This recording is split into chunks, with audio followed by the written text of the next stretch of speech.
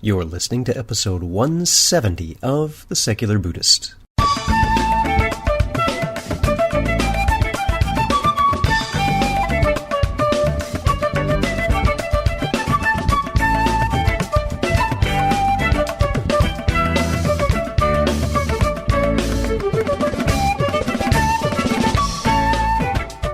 Welcome to The Secular Buddhist. I'm Ted Meissner.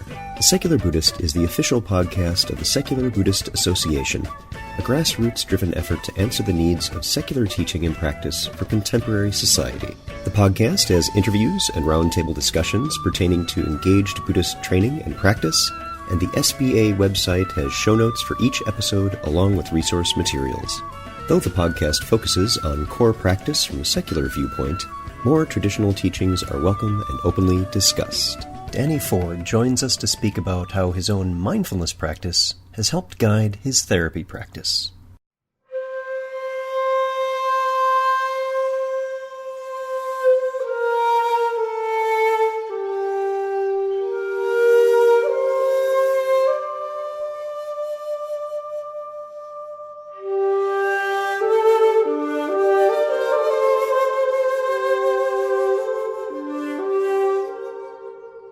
Buddhism teaches one thing: suffering and the extinguishing of it.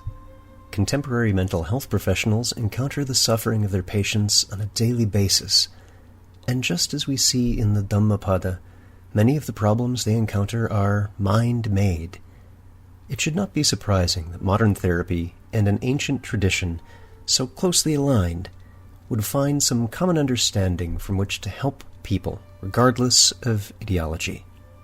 Danny Ford is an integrative therapist in advanced training.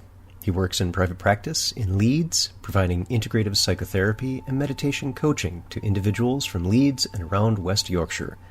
Danny has been facilitating secular meditation classes at Jamyang Buddhist Centre Leeds for 3 years. In 2012, he co-facilitated Introduction to Mindfulness classes for Touchstone Leeds IAPT. So, sit back, relax, and have a nice equanimity. No, I'm not making that one up. And our guest today is Danny Ford. Danny, thanks for being here. Hi, Ted. It's great to be with you today. What I'd like to do is start by having you tell us a bit about your background. Okay. Well, I'm currently a trainee in integrative psychotherapy. And kind of how I've come to that is, I guess, began in about 2003. I just finished university, and I kind of went off to live in China for a year. And really that was the beginning of me kind of exploring who I am and, this kind of big, amazing world that's out there. From there, I went on to do some postgraduate study. I trained in drama and performance studies in Dublin, and then did philosophy at the University of York. And I was really interested in kind of the existential questions of, all the meaning of life stuff and who am I? And as kind of time went on, that became a clearer and clearer question for me, which is, where do I fit, and how do I find my place in this world? That really occupied a lot of my time and energy over the years.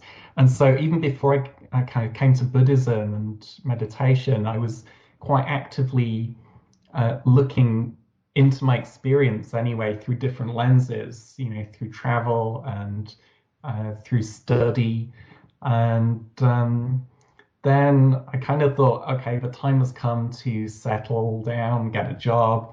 So I trained as a teacher, secondary or high school. And after I finished the training program, I only actually worked for 12 weeks before I quit. Not a good fit, was it? It was not good, no. I mean, I knew within a week that it wasn't for me. the end of the first week, actually, I started on a Monday, and on Friday, I was in the A&E accident emergency or emergency room, I think, as you call it over there, with kind of disturbances in my vision, and I was really stressed out. It turned out I was having like a migraine aura. I stuck it out another 11 weeks beyond that, but I knew it wasn't sustainable, and so I had to kind of take the decision when the economy was tanking and I'd been traveling and studying for, close to 10 years, to quit and start over, which was a scary choice to make at the time, but ultimately, it's been an absolute blessing, because I now recognize really fully the value of doing something for work that's, in complete alignment with who I am as a person and what my values are. And, I feel really lucky actually to have found a way to do that. And I actually discovered meditation whilst I was training as a teacher. And, I'll be honest, I went along not for myself. I went along out of politeness to a meditation class, because one of my peers on the training course, just invited me along, and he was saying, "Oh, I go to this meditation class on a Monday evening, and it completely relaxes me, and it's great for my stress and all this." And I kind of went along after I'd been invited about 5 or 6 times. I eventually said, "Yeah, I'll come along. I'll give it a go." you know, and I was really, I've got to be honest, I wasn't even skeptical. I was cynical. I kind of thought it would be new agey kind of nonsense, and it wasn't really going to be my thing. But I couldn't have been more wrong. When I went there, and sat and it's a guided meditation class, and I found myself not only relax, but I found myself connect very deeply with kind of my inner world, and I was aware just of the rich texture of my experience. And it wasn't that I had this blissy, wonderful experience. It was just that I felt very at home in my experience. And that was a real turning point, and that was a real wake-up call, to feel that quality of being at home with myself, with all these other people who were sitting there in the room as well. And, that was an absolute revelation. And I kind of thought at the time, because I'd kind of done so much travel and study already, and I was now training to be a teacher, I kind of thought, oh, I've missed my chance here, because one of the first books I then read was Psychotherapy Without a Self by Mark Epstein. It's a Buddhist psychotherapist in New York. And I kind of had the idea quite fleetingly at that point that becoming a psychotherapist might be much more me than becoming a teacher. But I really just dismissed that as soon as it came into my head, because I thought, it's just not viable to do that now. So yeah, when teaching didn't work out, it was quite a natural thing then to go back to. And I'm just very fortunate. I have a very supportive family and friends who, have just made it possible for me to actually, do that, and engage in the kind of work that, is really deeply rewarding to me, and which just feels in harmony with, who I am, and my whole practice as a Dharma practitioner. Excellent. So you've been merging then the therapy that you do now as your vocation with that meditation practice, and you have something of a different paradigm that you're using. Tell us a little bit more about that. Okay. Well, yeah, the way that I approach therapy, is very much not about applying a model, or trying to fit myself to a kind of psychotherapeutic theory. So there's no kind of ready-made way of working that I've got out of a textbook or a teacher or anything. I work very much from who I am, and what I'm, learning all the time is the value of presence and of being here. And, I mean, if you Google mindfulness and psychotherapy, you get all kinds of things come up about, research studies into the effectiveness of it and so on. And I don't want to get lost into all that. Um, but what my mindfulness practice has done for me, I think, is to actually teach me a lot about being a good therapist, because what my practice has taught me and continues to teach me, it's not like a dead thing where I've kind of reached this pinnacle of experience and I'm already there. Um, but what it does is teach me to abide with difficult experience. So I'm very much interested in looking at what's difficult in my experience, as well as enjoying some space and some ease around that. Um, and so, learning to sit with my own challenging, painful, grating experiences um, has actually given me a pretty good capacity to sit with other people as they feel all these difficult things as well. It's not that therapy is always about difficult experience, but people tend to come to therapy, when they're at a crisis point, and so the people I work with can be very distressed, upset, confused, and these are all experiences that I feel as well at different points and in different ways. And so a mindful approach for me is one that lets me contact my own experience and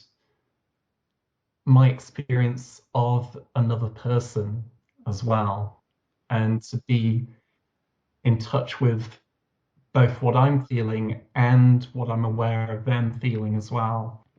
And so for me, it's very much about that human connection and ability to be with the fullness of human experience.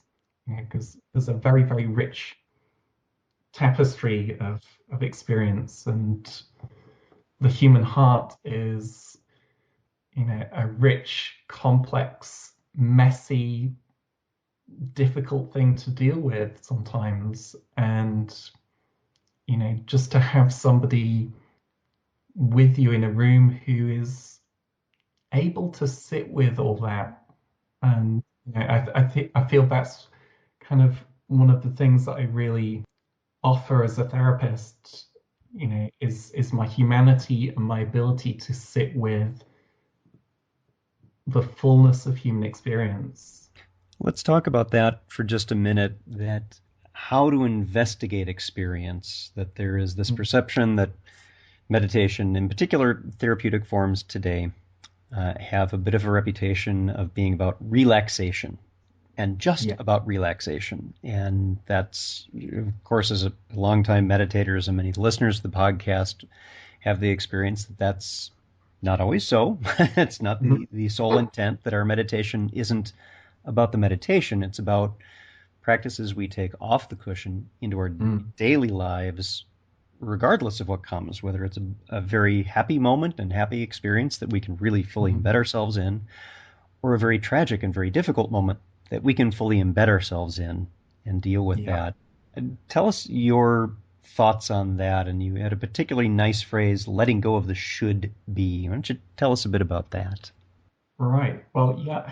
Um, Letting go of how I should be, how other people should be, how the world should be, how my life should be, all these ideas that we have about our lives and the way things should be, um, I feel are actually very oppressive and even aggressive. It's almost a form of aggression towards ourselves that we come up with all these ideas about. It's not like we even set out to do that. They often just arise spontaneously. The mind just comes up with these things, and we have these ideas. And if we're thinking we should be a certain way, or other people should be a certain way, or the world should be a certain way, the should actually, I think, inhibits change and possibility because we become fixated on how things should be, which of course is not how they are. Right. It's a specific course of action outlined for us rather than being able to think creatively in the moment and respond Yeah, appropriately.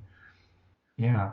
And, there's a phrase I rather love by Thich Nhat Hanh, which I think is somewhere on my website. I keep tweaking the different um, things that I say on it, but he says, oh yeah, he says, we have more possibilities available in each moment than we realize.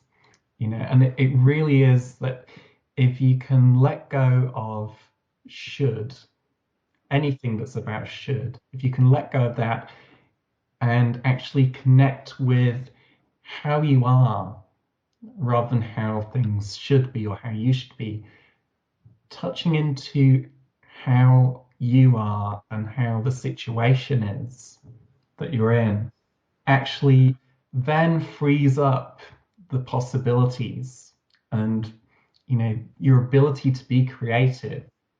And creativity, I think, is a really important part of practice because you need to be able to make your meditation practice, on and off the cushion, personal. It's not something that's, kind of handed over to you, and you can listen to guided podcasts like mine that have instruction. You can read books that tell you how to meditate, but ultimately you are your own teacher. That instruction that's offered is just like a map. You need to apply that then to the territory of your experience, because the map is not the territory. So, touching into your own feelings, your own thoughts, your own patterns, your own body and physical sensation, really coming into the here-ness. And in fact, here-ness, I think, is a really good alternative word to use for mindfulness, because ultimately, when I talk about mindfulness, what I mean simply is not any particular technique. What I'm talking about is your ability to be here and be here fully in this moment without judgment, with a caring attitude, some compassion.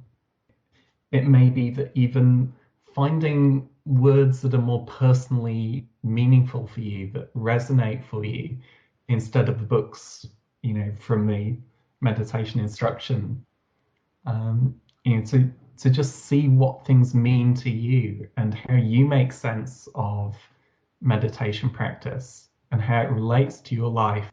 When you read a book about meditation, notice what is it about that and what is it about this whole practice, this whole arena of mindfulness and Dharma and meditation that speaks to you. Where is it that connects with your heart and what you most long for in life? What is it that really matters to you, and how does practice relate to that for you? So it's really about making practice personal and meaningful to you and seeing how practice relates to your own values and what brings you to practice in the first place. What is it that calls you to this practice and makes you feel connected to this practice in some way? And if you can see clearly how the practice connects with who you are and what you most desire, that's a way of sustaining practice. And to investigate a good way in is to just ask yourself, how do I make practice meaningful? What do I really most long for? Why am I practicing? Another question that I often work with, and it's a continual thing for me, is, when am I practicing and when am I not practicing? Because practice is not just sitting on a meditation cushion, being nice and still, feeling peaceful. Practice, as you said about, when you stand up and you leave, your meditation cushion behind and go to your job or engaging in your family life, there are challenges, there are endless challenges. And I think it's really interesting that the Buddha, named sickness and aging and birth and death as, sufferings, but he didn't name relationships. I, I don't know what the significance of that is, but I think it is interesting that relationships, are often, one of the key areas in our life where we can get hooked and kind of feel like we've lost touch with our peace and our calm and all those nice Buddhist things, about feeling equanimous and peaceful.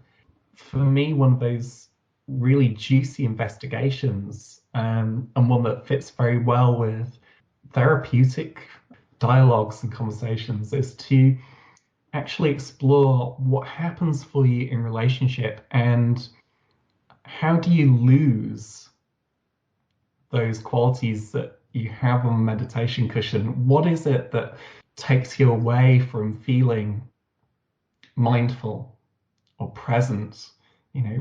What is it that kind of triggers you to become aggressive or resentful or impatient, or any of these qualities that we all have in ourselves. They exist in all of us, and it's just a case of what pulls that, what hooks you.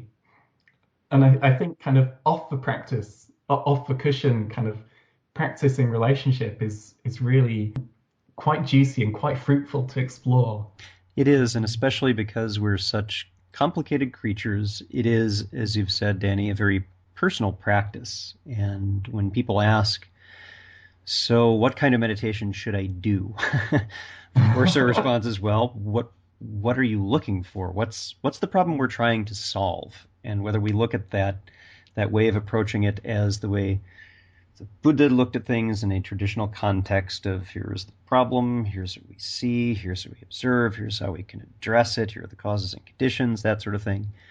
Or in a therapeutic context, where is your stress? Where is that crossover point for you? What are the challenges you face? Or really in any kind of issue we're trying to resolve, first we need to understand what's going on.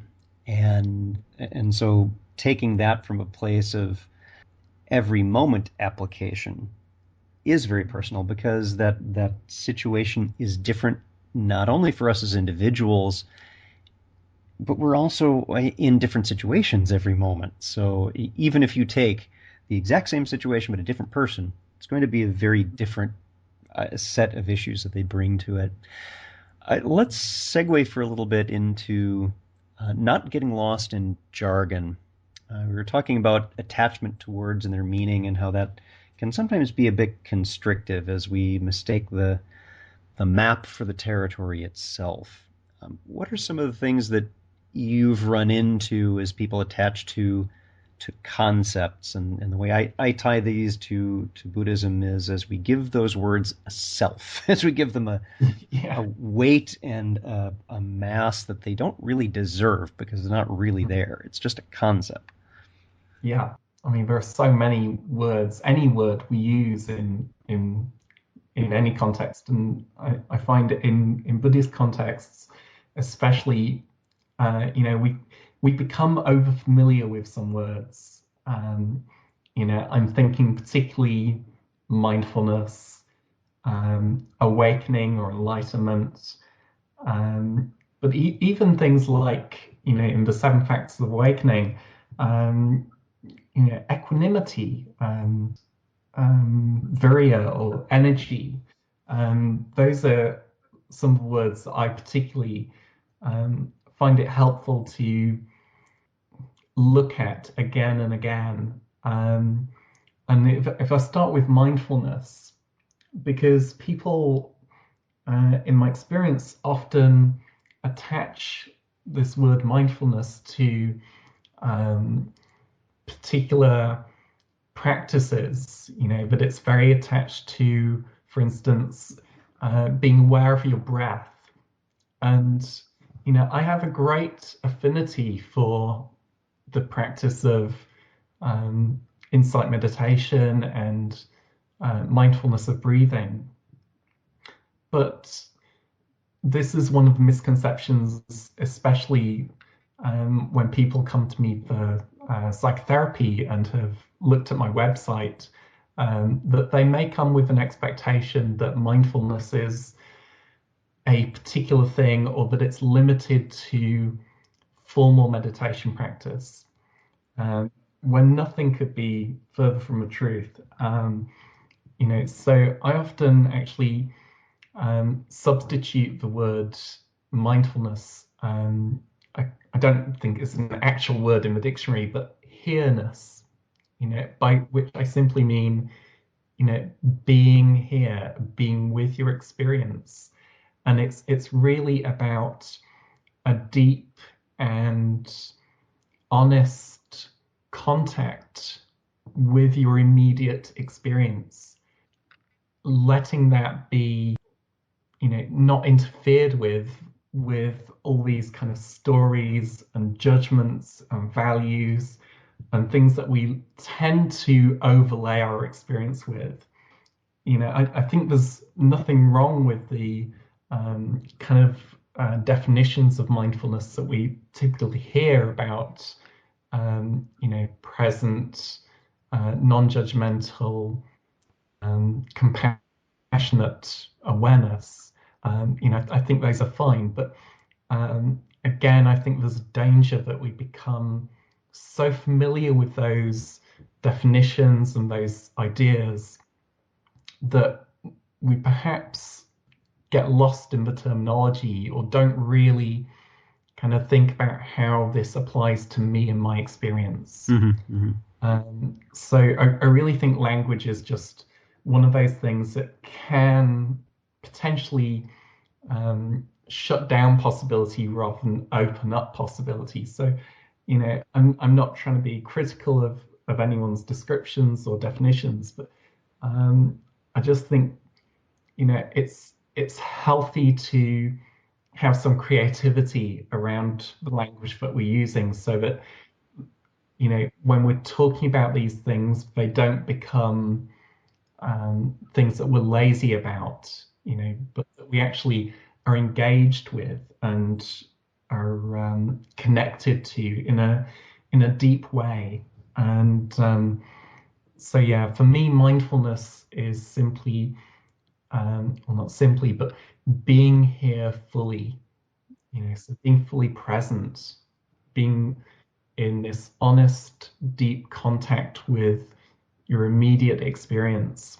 People often associate mindfulness with relaxation and calm. That's particularly true in my experience in kind of Buddhist circles and meditation classes, is that, and again, this is okay. It's okay to want to be relaxed and calm and stress-free and all of that. But if we look at the seven factors of awakening, these are just, some of the factors. There's relaxation and equanimity and concentration, but there are also these energizing factors of awakening as well, of joy an investigation or energy. The active side of that coin of ongoing development. Yeah, and that's very much a key part of my own practice, is to kind of look and see. That was the Buddha's whole invitation. It's very easy to become, I think, weighed down by all the different scriptures and suttas and teachings, teachings upon teachings upon teachings and commentaries upon commentaries. Um, but in essence, the Buddha's quest, his journey, whatever you want to call it, was a very, very human journey. It was a journey of recognizing suffering, which hasn't changed in the intervening 2,500 years. People still experience deep suffering, and particularly, in my own personal experience, and when I talk to people at meditation classes and in therapy, it's particularly our ability to connect with our inner life.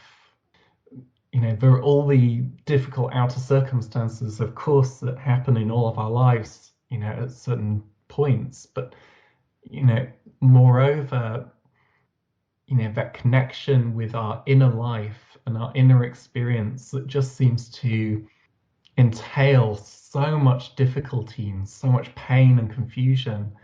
What the Buddha was inviting, or perhaps even challenging us to do, is to look at our experience and look deeply and see what's there, see what's happening.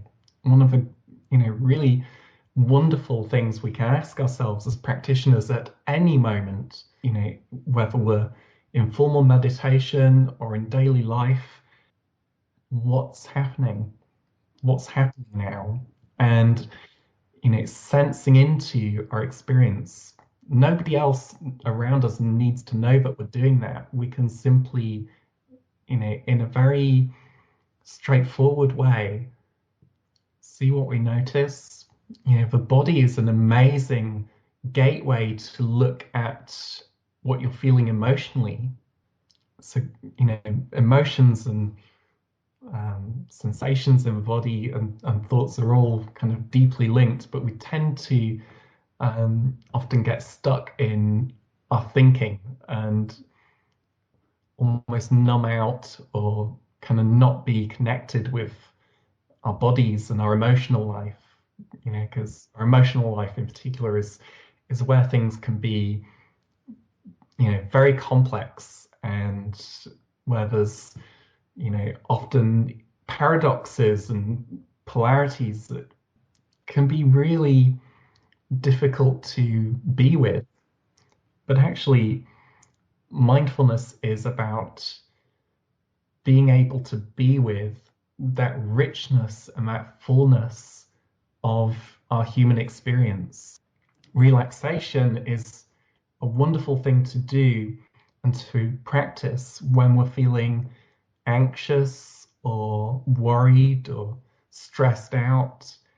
But if you come into a sitting meditation class and you feel okay, you're not particularly stressed out, you're not particularly anxious, I would suggest that, a little bit of relaxation is good, to just kind of help you arrive fully in your being, let go of any kind of thoughts and concerns from the day and just touch into your embodied experience. But then, there's no need to kind of just do relaxation. That's when to go into investigation and have some engagement in practice. The kind of investigation and virya, which is usually translated as energy, but I prefer engagement. That's my own little way of talking about that. Is we're engaging with our experience, we're engaging with this moment, kind of seeing what is this? And the two of those really go together, the investigation and the engagement, because just by looking at our experience, we are engaged, we're present, we're mindful.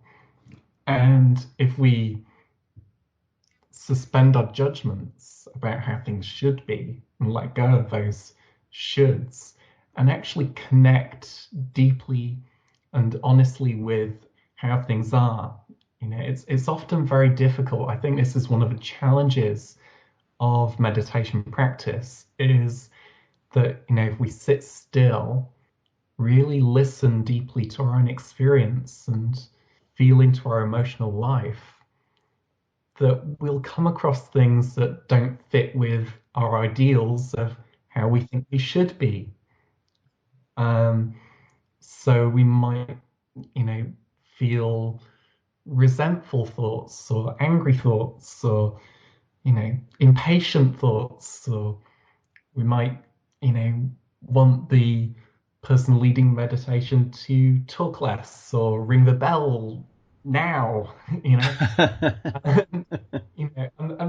those are quite innocuous examples, but of course, you know, there can be all sorts of inner turmoils that arise, and just sitting with who we are, sitting with that fullness and that complexity, sometimes isn't relaxing at all. Sometimes that's very challenging.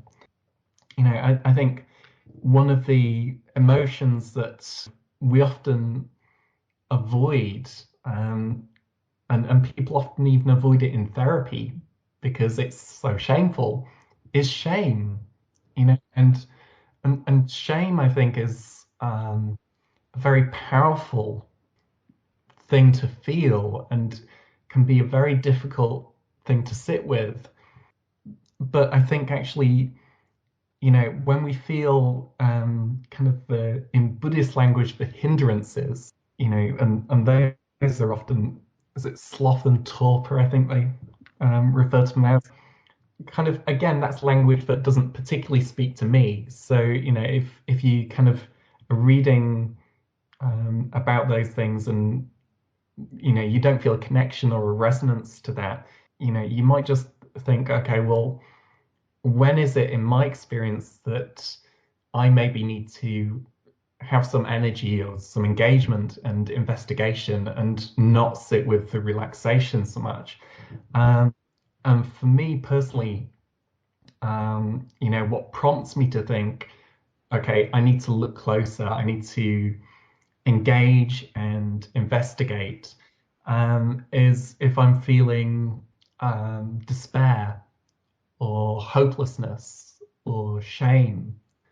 Those to me are really clear cues that when I recognize I'm feeling those things, that's a time not to try and gloss over and pretend, everything is okay, or to try and have to try and manufacture, because I think it can be quite tempting to try and manufacture a relaxed, you know, easeful experience.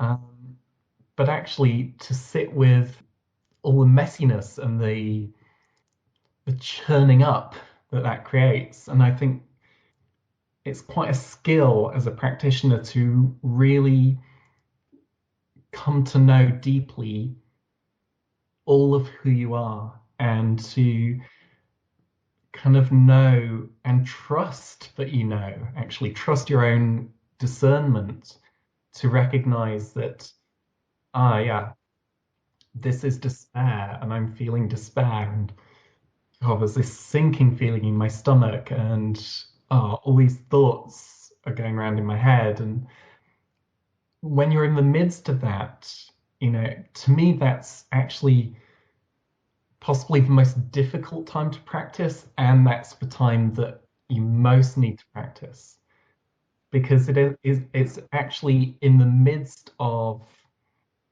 the grip of these kind of difficult emotions, that's when we most need to actually recognize with some clarity and some space around our experience what's happening. Mm-hmm. Danny, let's talk for a minute about what are some of the other big challenges that you've run into that people have in continuing with a meditation practice they've started. Just a few things. Well, I think one of the most regular things that people seem to struggle with is just kind of getting into that routine and then keeping that going.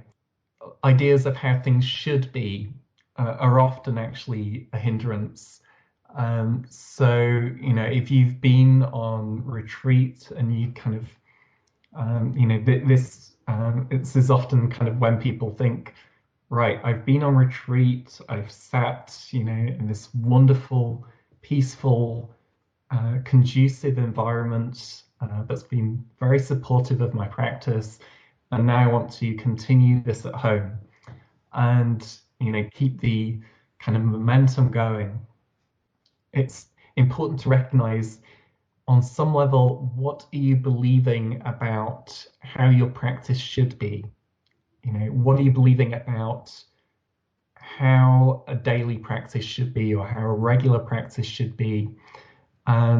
Because one of the things that happens, and it's happened in my own practice at a couple of points, is to have a really good run, and you've been doing it for a couple of months, and sitting every day, and then circumstances in your life are such that you feel like you haven't got time, or you need to be doing something more productive in order to meet this deadline or whatever it is, and maybe for a week or 10 days or something you don't practice, you don't do any kind of formal sitting.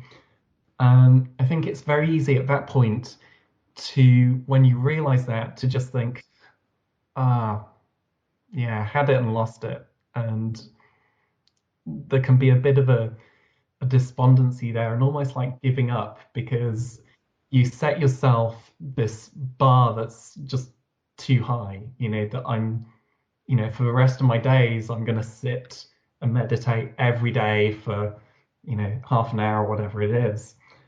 Middle ground is a really important thing to have, because if you set your aspiration too high, makes it such that you're not realistically going to maintain that schedule that you set for yourself. That's not going to be helpful for you. Even sitting a few minutes can be really beneficial. Just giving yourself 5 minutes, even just to check in with yourself. It doesn't even have to be that you sit formally, for like half an hour or 40 minutes. Even just actually, as you get in your car to drive to work, or, when you're on your lunch break or in your shower, if you can kind of find a still point in your day where you can just almost check in with yourself, just notice, just bring your attention inward, even for a few minutes, and just sense into what you're thinking, how you're feeling emotionally, any physical sensations, and just noticing thoughts and feelings and sensations and sounds maybe, and just contacting your own awareness. Yeah, it doesn't have to be a long and involved process. It doesn't need to be a formal meditation for half an hour.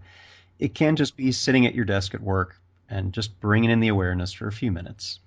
Yeah, because ultimately, as you said earlier, meditation isn't about when you're sitting there meditating. It's about, how does that help you in your day? How does this transform the way that you relate to yourself, the way that you relate to other people? How does this practice transform how you relate to all of life, all of your experience. And so I think formal meditation is fantastic and a really helpful way of kind of training your attention and training your awareness and developing the ability to hold in your heart all of that kind of fullness of life experience, because life throws all sorts at us, and we often have enough of our own stuff going on internally anyway. And so for me, the essential part about practice is not about whether you're doing a formal meditation practice or informal practice. Formal practice to me is like a training for being out in the world and maintaining that contact with yourself, that here-ness, that ability to be fully with your experience in the moment, and be aware of thoughts, be aware of the propensity to be pulled and pushed by your experience without being so caught up in your experience and what's happening that you feel like you have no agency over what's happening, that you've got no power, no possibility, because when you really inhabit the fullness of who you are, and remember that you as an individual are connected and in relationship with other people and with the environment and the context, the whole situation. You're not isolated from your situation. You're always part of a situation. And so, when people start to define themselves, and I'm as guilty of this as anyone, but when we start to define ourselves, in terms of what we're feeling, so, people, might think, oh, I'm an anxious person. You're not an anxious person. You may feel anxiety a lot of the time, but is that inherent in you, or is that a product of you in relation to a situation? It's about working, with awareness to actually recognize the fullness of what's going on.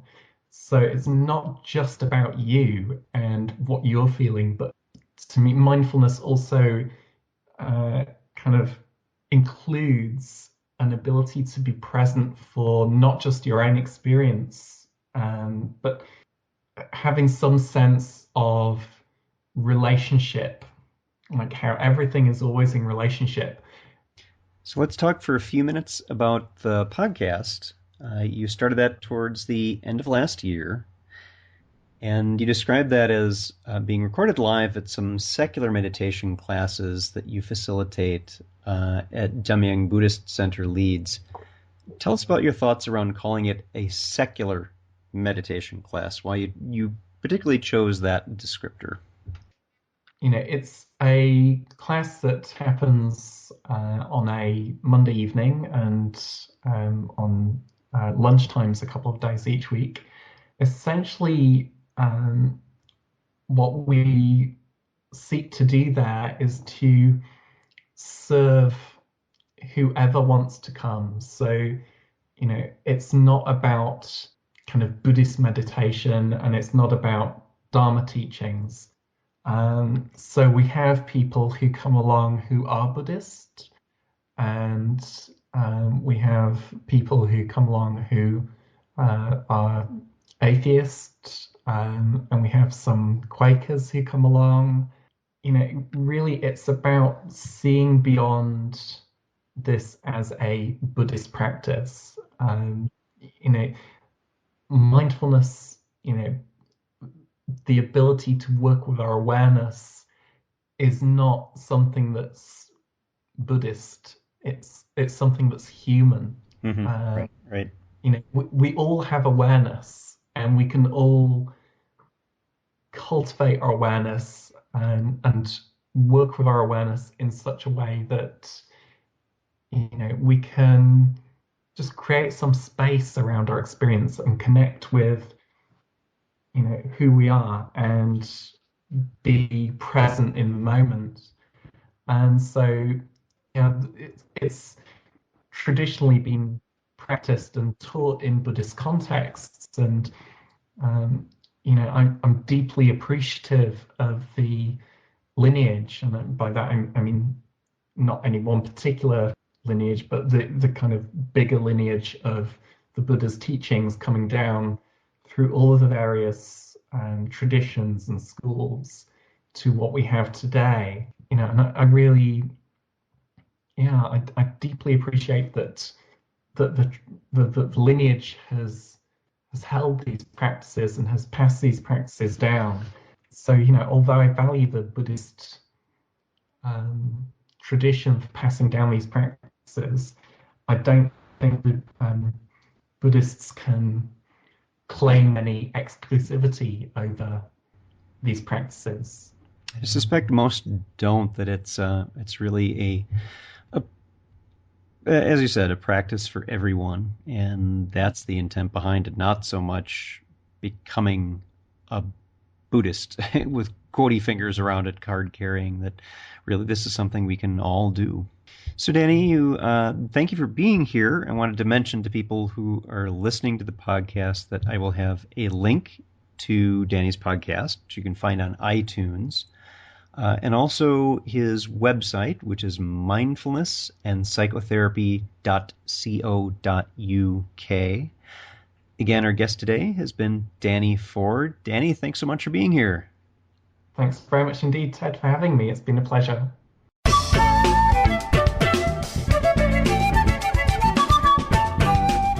Thanks for listening. If you'd like to learn more about something you've heard in today's podcast, please come visit the SBA website at secularbuddhism.org, and you'll find an entire webpage devoted to this and every episode.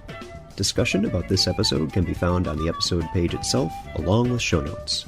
The music for The Secular Buddhist is used by permission from John Kaizan Neptune's CD, Steps in Time. Additional music is provided courtesy of Monty Levinson of Taihei Shakuhachi and Rodrigo Rodriguez. Their websites are also linked on the SBA site on the About Podcast Music page. Until next time, remember, every moment you have a choice. Make it the best you can. See you next time on The Secular Buddhist.